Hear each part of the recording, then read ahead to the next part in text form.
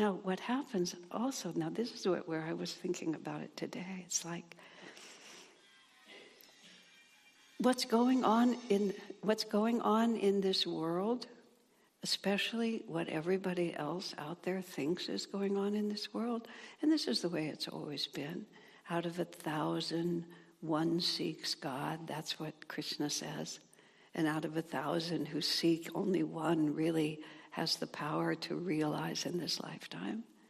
We are a very, very, very small minority. Of course, we're in a rising age, so it's a little better, but nonetheless, this is just still, this is not a planet. We're not in the astral world. This is not a planet where everybody is seeking God. It's just, this is a material plane. Swami Kriyananda raised an interesting question too, because so many of the great spiritual figures in our living memory, in our historical memory, have a very strong relationship with this line of gurus. Yogananda said that he was Arjuna and that Babaji was Krishna. Swami became very convinced that Master was Jesus. And Master himself said that Lahiri, Sri Yukteswar, and Babaji were the three wise men who came to see the baby in the manger. I mean, these are stories that one can't verify, but wow, that's interesting, isn't it? Lahiri Mahashaya was, I believe, Kabir in a previous incarnation. On and on it goes. Swami just proposed this as an interesting idea. I wonder if the whole planet, if this group of gurus has been responsible for this planet for a really long time. And their sense of time is very different than ours. We think a few thousand years is a long time. In fact, Daniel Brinkley, who was very dedicated to death and return and helping people with conscious dying, a more conscious attitude toward dying, he was often asked, because he would talk so blissfully about, because he'd had these experiences about what it's like to die, which is where you just take off your body and keep going, just like taking off a heavy overcoat because the weather's gotten warmer. You just take it off and go back into the sunshine.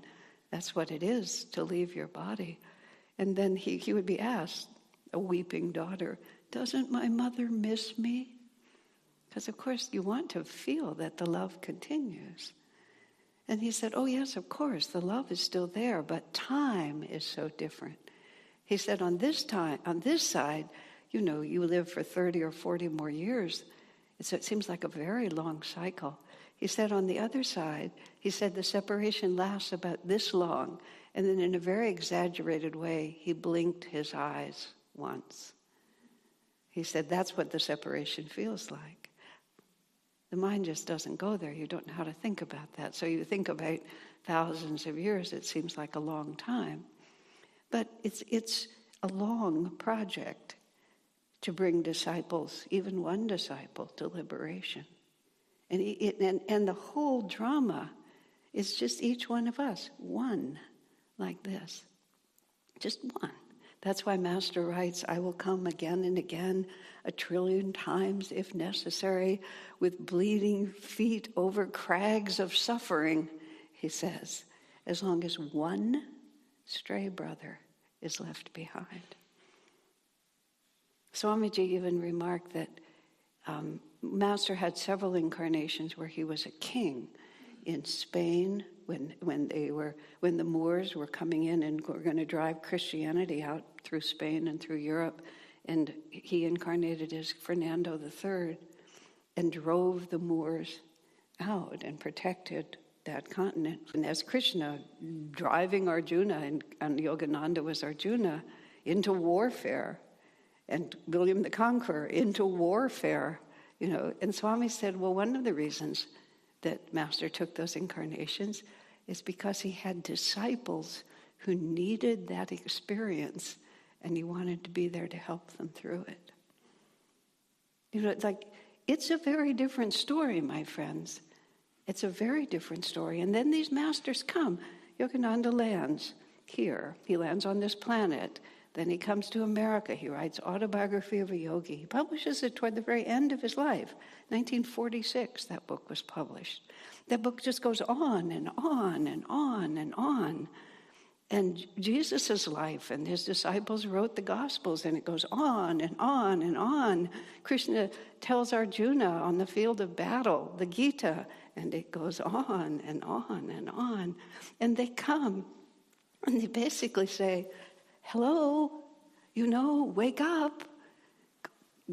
Take your dead baby to your neighbor's house and find a place where there is no death. But I want my baby to live. Well, yeah, sure, that sounds like a good plan. Go find a family that is not touched by death. Good luck, honey. Almost nobody listens. But when you do hear it, when somehow you have sufficient life experience that you're born again and you haven't forgotten. It's just as simple as that. It's gone deep enough that you can remember. Something happens, and it's just, it doesn't look to you. This life does not look to you like it looks to everyone else. And I remember that from a very young age. I just remember they're asking the wrong questions. Don't ask me, do I want to be a lawyer or a doctor or a professor or which college do I want to go to? Who gives a damn, really? Who cares? My question is, what is happening here? Who am I? Doesn't anybody have a real answer? And they do. There are real answers. Sri Yukteswar. He just stands there. And he just radiates that which is.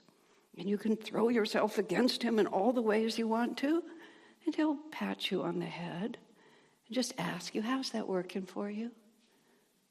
Have you found the house that's untouched by death? And you see, this is not solemn. This is great news. This is a fantastic news. Because there is the longing of our hearts for perfect love, the longing for freedom, to break the confining. It took me a long time to figure out what it was that I really wanted. My original plan in life was to have many, many children. I deeply respected motherhood, and I was just at the generation where if you decided to be a mother, you didn't have a career, and that seemed very nice to me, because careers seemed really boring to me. And then I met Swami Kriyananda, and almost overnight, instantly, I realized, oh my God, what I want is expansion. What I want is to escape from the confines of this tiny egoic identification. And I had this horrible realization that having children would not make me a better person. I would just be exactly who I was with children. And it was deeply distressing. But then Swamiji exemplified by his own consciousness.